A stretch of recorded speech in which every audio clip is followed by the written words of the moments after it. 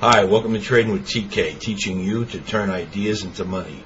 We're at www.tradingwithtk.com, and it's Thursday, November 13th. Well, did anybody get the number of that truck that ran over about 100,000 traders this afternoon? Wow. Was it flying? You know, there's been a book around for quite a while, and the name of the book is A Random Walk Down Wall Street. And the author deals with his theory that each move in the market, each day move or week move or any move you want to look at, is totally a random move. It is not forecastable. You can't read it. It's not related to the day before or 3 days before or a week before or a month before. Sometimes it's not even related to fundamental news. Every move is just totally random. It stands alone all by itself. Now, being the technician that I am, I don't subscribe to this theory 100%, but I have seen times when this theory actually is true. I mean, the man who wrote the book is quite knowledgeable, and he didn't just pick this theory out of the sky. So there is some truth to the fact that the market at times can get into these random moves, and I believe that's one of the times we're in right now. And nothing makes sense, and it's like a random walk. That's a good way to describe it. So if you want to learn more about the theory, pick the book up. It's called A Random Walk Down Wall Street. It's been around quite a while. It's an interesting theory, and if you want to broaden your knowledge about the market, it's a good read. I don't know if you subscribe to it all the time, but it does explain certain periods of the market. It's happened many times. It doesn't hang around forever. It eventually goes away, and things can kind of get back to normal again. But, okay, I got an email from a reader and said that they lost their confidence and and they lost their mojo. They're looking to get their mojo back, and they lost their feel. And did I have any advice? So I know exactly what they're going through. And my advice was either don't trade for a day or two, or if you do feel the need to trade, cut your size back so small that it's not going to threaten you at all. In other words, if you normally trade 1,000 share lot, trade 200 shares or 100. And just make a couple of trades until you get a couple of good trades under your belt, and then little by little you get your confidence back. The confidence will come back. It's just a temporary thing that every trader goes through it, and more than once a year too. But when you go through it, just cut yourself back or stop trading completely. So I decided to take some of my own advice. And I'm going to take a long weekend, so I'll be out of here tomorrow.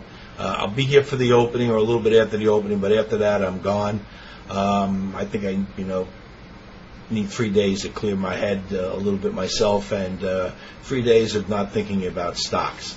Okay, so now I know the random theory talks about that nothing is clear and nothing makes sense, but one thing looks clear to me. And that's what the message of the market. A week ago, the market told us, I'm not ready to break out on the upside yet. And today, the message was, I'm not ready to break down on the downside yet either.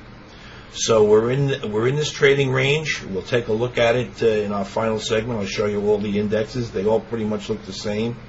And this move today, I didn't know whether to buy into it or to sell into it. I still don't. I'm not sure whether it's going to get us back up to the top of the trading band again. It might. Logic would say it should.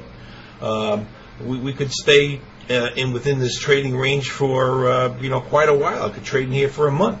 Now, I won't trade here forever. Eventually, this pattern is going to be an important pattern because one or two things eventually is going to happen. It's either going to break out on the upside or it's going to break down on the downside. So the pattern is going to be important eventually.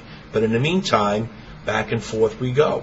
And also in the meantime, individual stocks are doing all kinds of crazy things while the Dow is whipping back and forth, having a random walk, basically. It's a good way of describing it.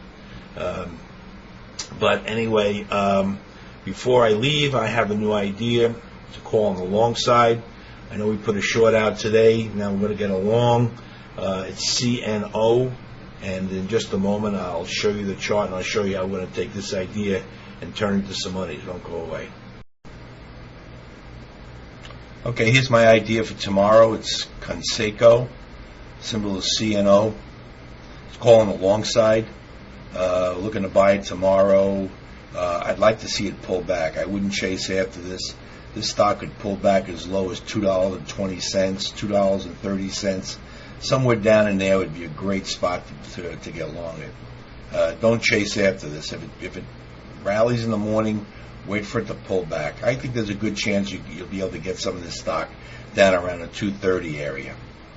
Target on the upside, $7.85. This old high up here. Sell stop, a close below $1.78, and that would be right here.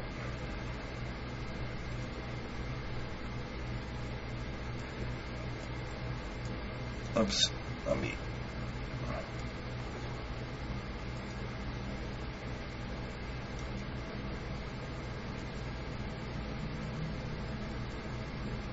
Close below that level right there. It's $1.70, $1.76. Okay, so why do I like it? Well, this one to me has all the bells and whistles. It's got the look that's worked many times in the past. Of course, I'm looking at a ascending triangle. There it is. Hasn't really broken out yet. That's why I think maybe it'll pull back down a little bit closer to the bottom line here, the bottom support line. And also, we've got the look of a V bottom also. So we've got this V bottom. We've got an ascending triangle. I know you've seen these patterns before.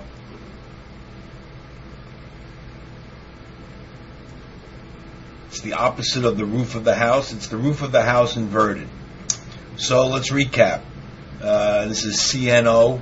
It's a call on the long side, and with patience and things go our way, we can make ourselves over $5 on this trade. One other word that I want to mention is the volume today was 4,400,000. So tons of volume, very liquid. Let's go take a look at the major indexes now. Okay, here's the Dow, and I have the lines drawn in to show you the formation that we're in. And like I said, eventually we're either going to break out through the top side or we're going to break down on the bottom side. But as of right now, it's just not ready. My guess is it wants to work its way back up to here, but I'm not sure. But it's going to go back and forth for a while until we get a breakout. And most of the indexes look like this, so we'll move on and I'll show you a couple of the others. Okay, here's the transports, and we're basically in this in the same trading range. We're locked in, back and forth. At least that's what we see so far. And like I said, eventually we're going to come through the top or we're going to come through the bottom. And as this things sit right now, I don't know. I can't even guess which breakout we're going to get. Moving on, the SPYs, basically the Standard & Poor's 500. Same trading range, basically. And we're looking for the same thing to happen in this one also. And the QQQQs. We had this one for dead for a while there this morning, but this is quite a technical day here. This is an outside reversal day. All the indexes had this basically.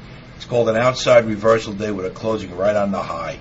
It's it's looked at as a bullish day, but what's more revealing is this resistance area here. So like I said, we're either going to break out to the top and we're going to break down to the downside, and I just don't know yet. So that's my view of the market. Until Monday, this is TK signing off.